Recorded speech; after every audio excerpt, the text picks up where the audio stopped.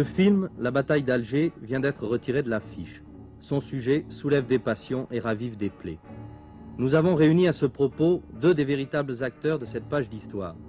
Yassef Saadi, producteur du film, ancien chef du réseau FLN de la Casbah d'Alger, et son ex-adversaire, le colonel Trinquier, ancien membre de l'état-major du général Massu. Pourquoi tenez-vous tellement à ce que ce film soit vu par les Français? J'estime que les Français sont majeurs et c'est une phase de guerre, d'une page de l'histoire qui concerne les Français en même temps que les Algériens. Ouais, précisément, Colin Trinquier, vous avez vécu la bataille d'Alger, la vraie, vous avez vu le film. Comment le voyez-vous historiquement?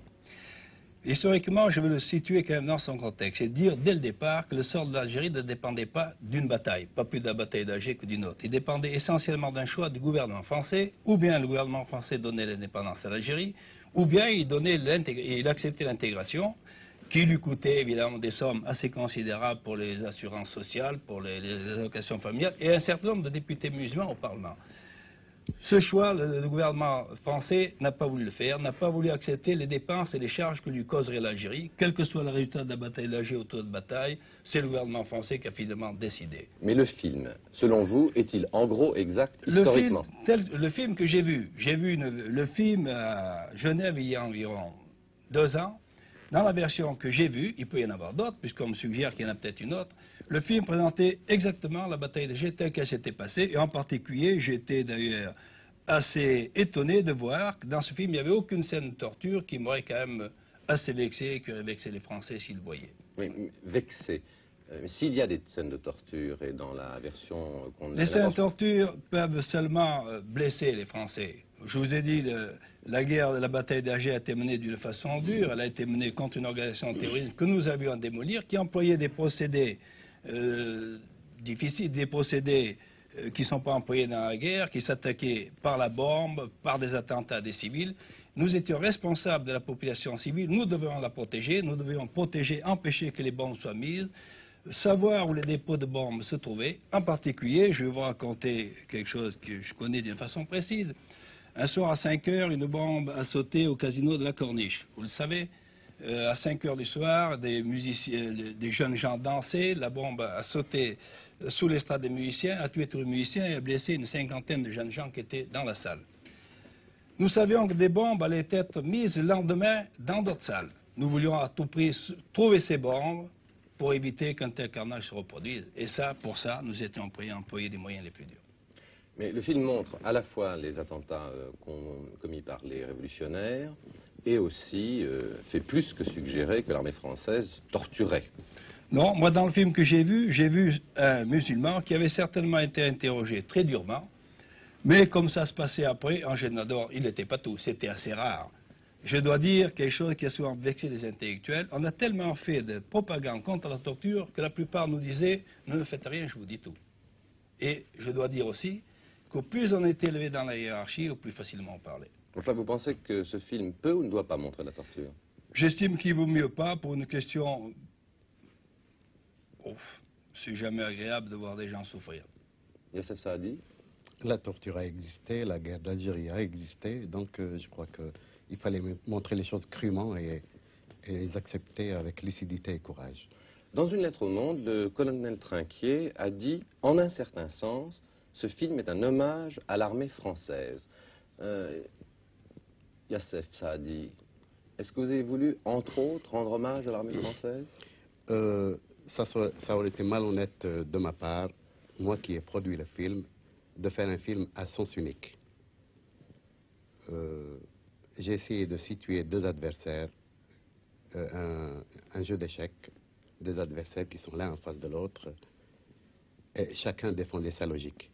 Nous, ils avaient un idéal, nous avions notre idéal, l'idéal de libérer le pays par tous les moyens, en utilisant tous les moyens possibles pour aboutir à une fin qui est celle de l'émancipation et de la liberté.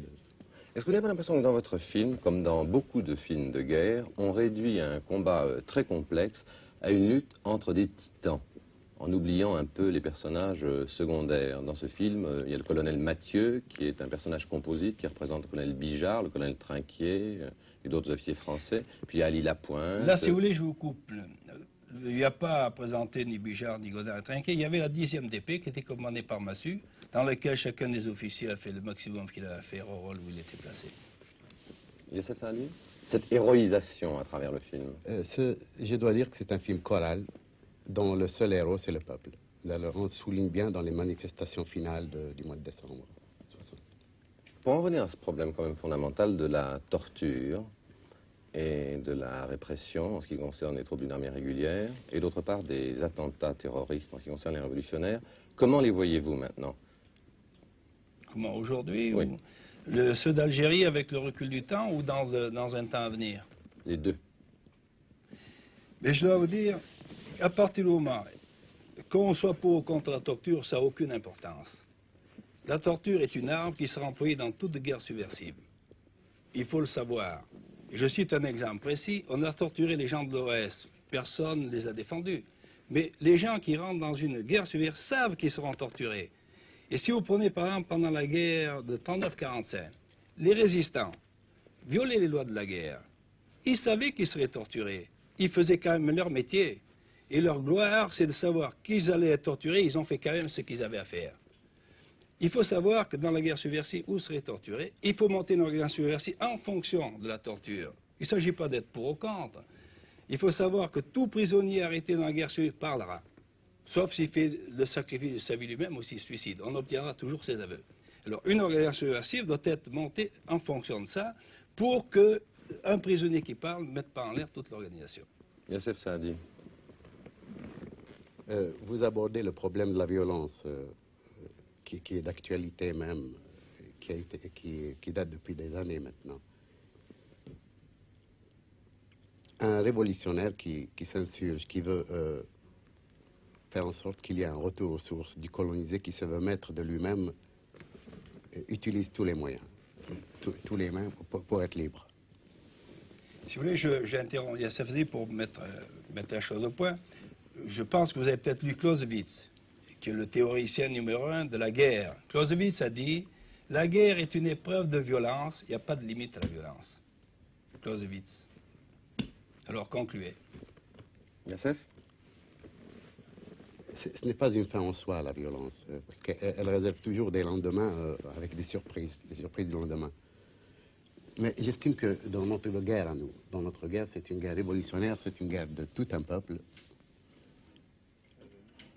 Il s'agit de choisir sa mort, voilà, en quelque sorte. Il vient de dire que dans toute organisation subversive, il fallait s'attendre à des tortures. Et quand un peuple est décidé à avoir sa liberté, je crois que quand on est décidé de mourir, on choisit soi-même sa mort, rien ne peut vous arrêter, vous aboutissez quand même à un but, d'où le problème de la violence découle automatiquement. La guerre est une épreuve de violence, et si on ne met pas ça, alors c'est pas la guerre. C'est un jeu de tout ce que vous voudrez. Est-ce que vous avez l'impression que ce film peut heurter les pieds noirs rapatriés en France? Personnellement, je pense qu'il ne devrait pas les heurter. Mais, comme j'ai dit tout à l'heure, nous avons été passionnément attachés à l'Algérie. Et quand on raisonne par son cœur, deux individus les mêmes, deux individus très voisins, peuvent tirer des conclusions différentes. Au lieu de raisonner logiquement, ils prendront des positions diverses en fonction de leurs sentiments personnels. Or, les pieds noirs ont été passionnément attachés à l'Algérie. Tout ce qu'on passe sur l'Algérie les heurte parce qu'ils n'y sont plus. Et un film sur la bataille d'Alger que nous avions gagné, qui aurait pu nous donner la victoire et qui aurait pu donner l'Algérie et qui a été, si vous voulez, galvaudé, puisque le gouvernement s'en est pas servi, les heurtera certainement beaucoup. Je ne vois pas pourquoi ça puisse les heurter, puisque il y a un peuple algérien qui a vu le film. Il y a 800 000 Algériens qui ont défilé devant les salles de spectacle, ils ont vu le film, ils ont assisté à des scènes de torture, ça leur a rappelé la mauvaise époque de souffrance et d'abnégation. Et j'ai constaté qu'ils ont vu le film avec courage. Oui, mais si vous voulez, le peuple algérien, au fond, est victorieux. Tandis que pour les pieds noirs, c'est une défaite qu'ils ont subie. Alors, on n'a pas tout à fait le même esprit. quand on regarde une victoire et quand on subit une défaite. C'est ça l'état d'esprit de vos compatriotes et des miens. Non, j'ai vu des femmes qui ont perdu leurs gosses pendant la guerre et n'ont lancé aucun mot de haine. Elles ont accepté ça en faisant couler des larmes, évidemment, ça rappelle de mauvais souvenirs, incontestablement. Mais il faut avoir le courage de dire que ça a existé, ça fait partie de l'histoire de France et l'histoire de l'Algérie. Donc c'est des choses qui ont existé, on ne peut pas les nier. Oui, c'est pour ça que moi je tiens à ce que ce film passe sous les réserves que j'ai faites. C'est une page d'histoire, c'est une bataille dans une guerre qui a été faite, qu'on doit montrer. Oui, ça a existé. Et quand vous dites que les Algériennes ou les Algériens sont émus en voyant ce film, vous n'oubliez pas qu'il y a eu des sentiments d'affection formidables entre vous et nous, et que ces sentiments ne sont pas brisés pour autant, et que nous devons d'ailleurs essayer de les remettre en œuvre. Actuellement, il y a une coopération fructueuse entre l'Algérie et la France. Monsieur, je vous demandais à chacun encore une phrase. Vous vous voyez ce soir pour la première fois depuis 13 ans. Oui. Si vous aviez une seule chose à vous dire l'un à l'autre, que diriez-vous? Allez-y. Moi, je dirais tout simplement, s'il a l'idée d'un film, s'il est prêt à coproduire un film avec moi, on le fera. Et je ne sais pas ce que... Enfin, je lance ça parce que moi, j'ai l'esprit un peu artiste, j'ai laissé la mitraillette pour la caméra. Oui, moi, si vous voulez, je vois Youssef Saadi comme un militaire, comme, si vous voulez, dans une guerre classique, Rommel aurait pu voir Montgomery. Ça m'intéressait beaucoup, quand je l'ai arrêté, de savoir son organisation qui était en face. Un militaire, c'est d'abord un technicien de la guerre.